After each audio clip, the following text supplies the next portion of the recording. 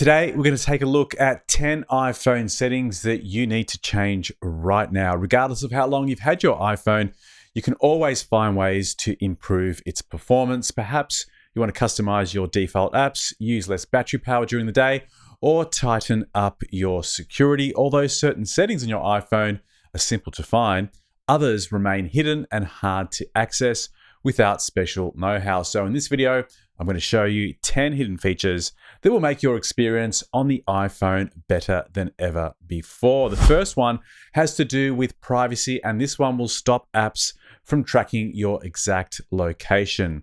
In the Settings app, choose an application such as Instagram, for example, tap Location and then toggle off Precise Location. Any app with Precise Location off will only know your approximate location within a few miles. You can also use the location access options above to completely disallow location access or set it to only allow access when using the app. If you use food delivery apps that rely on location data or navigation services, you might need to leave precise location on for these specific apps. Number 2. Did you know that you can use the back of your iPhone as one gigantic button?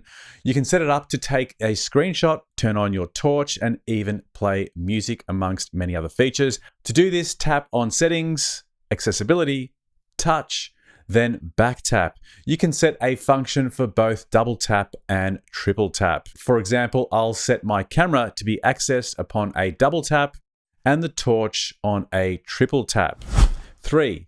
Put the address bar in Safari back on the top. The address bar in Safari migrated to the bottom of the screen with the latest version of iOS 15, a welcome addition for those with smaller hands who had difficulty reaching it with one hand at the top. Whilst this move might feel more natural since it's closer to the keyboard and where you typically place your thumbs, it can kind of be off-putting for many since we're so used to having the URL bar at the top of the screen. If you want to put it back where it belongs, go to the settings, tap Safari, and choose the single tab option under the tabs subheading. 4. Add features that can be used when your iPhone is locked. There are times when you might want to have certain info handy when your phone is locked. That's why Apple allows you to enable some features without having to unlock your device, such as the Notification Center, Control Center, the ability to reply to messages, and even the Wallet app. To customize these features that you'd like to access on the lock screen, launch the Settings menu, tap Face ID and Passcode, and enter your passcode. When prompted, scroll down until you see the Allow Access When Locked section and toggle the sliders based on your preferences. 5. Make your favorite email app or web browser your default. If you prefer using Chrome or Brave as a web browser or Gmail for email rather than Mac Mail, you can go into the settings and make these apps your default. To do this, tap on Settings, scroll down to the web browser. In this case, I'll pick Brave, and then I'll tap on Make Default. I can do the same with Gmail. Go to Settings, scroll down till I find the Gmail app, tap on it, and then select Make Default. This is only applicable to email applications and web browsers at this stage. Next, we're going to customize the home screen with a wallpaper. Apple has added some new wallpapers of its own with a pretty cool twist. Open the Settings app on your iPhone and select Wallpaper from the list. Make sure the switch labeled Dark Appearance Dims Wallpaper, which you'll see below the 2 thumbnail previews of your wallpaper, is turned on. Now tap Choose a New Wallpaper and select either Stills or Dynamic. See the circle near the bottom of each wallpaper? It's half black, half white. This circle means that the wallpaper has both light and dark mode versions and will change automatically based on the system status of your phone. You can also set live wallpapers as your background if you're not sold on dark and light mode. Next up is using dark mode. This feature was introduced some time ago, a few iOS versions back, but did you know that using dark mode can actually help you preserve battery life? To turn dark mode on, go into System Settings, tap on dark mode and turn it on. All of your Apple applications will automatically display a dark background with a white font, and this helps reduce the brightness of the screen, therefore reduce the battery usage. Most third-party applications have also implemented dark mode in their software. Manage your notifications with focus mode.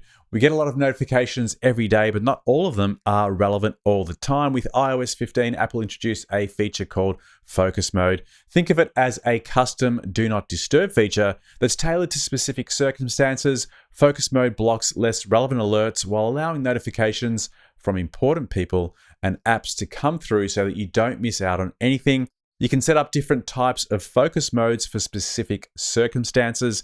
Apple currently offers options for do not disturb, personal, sleep, work, driving, fitness, gaming, mindfulness, and reading. But you can also create your own custom mode. You can schedule focus mode so that they turn on automatically when needed and display your status in apps so that others know you have notifications silenced. To get started, open the settings menu, tap focus, and choose one of the available options to set up your notification preferences. Tap the plus button symbol in the top right-hand corner to add a new focus mode. Use Control Center to access apps with a swipe or tap. The iPhone's Control Center is a convenient spot to quickly change songs, turn on airplane mode, connect to Wi-Fi, or start a timer, but there's so much more to it than that. You can customize which apps and features are available in Control Center by opening Settings, tap on Control Center, and in the top section, you'll see a list of the existing apps already in your Control Center. If you tap on the minus red button, you can remove those apps. And if you tap and hold on the three dotted line on the right-hand side, you can change the position of those apps within the Control Center. If you scroll further down, you can tap on the plus button icons to add additional apps to the Control Center. To access Control Center, simply swipe down from the top right-hand corner of the screen, and you'll see a list of all of those apps that you've added in the Control Center. If you've been using an iPhone for a while, you probably already know about Siri, which is Apple's voice recognition software that does a whole lot more than that. You can use Siri to help you find things on the internet and answer basic questions, but you might not be satisfied with the sound of Siri, in which case you can go in and customize the voice entirely. You can go from a male voice to female voice, and there's also different accents available for you to choose from. To change the Siri voice, tap on Settings, Siri and Search, Siri Voice. Go in and make your changes. You can play back and preview the voices. Once you've made your selection, Apple will make those changes across all of your iOS and Mac devices using the same iCloud account. So hopefully these tips have been helpful for you today. If you'd like to see more videos on how to customize your iPhone, I'll leave a link to some additional content in the description box below. If you enjoyed this video, hit me up with a like, and if you want to see more content like this, don't forget to subscribe to the channel so that you're notified of up and coming video releases. See you on the next one. Bye for now.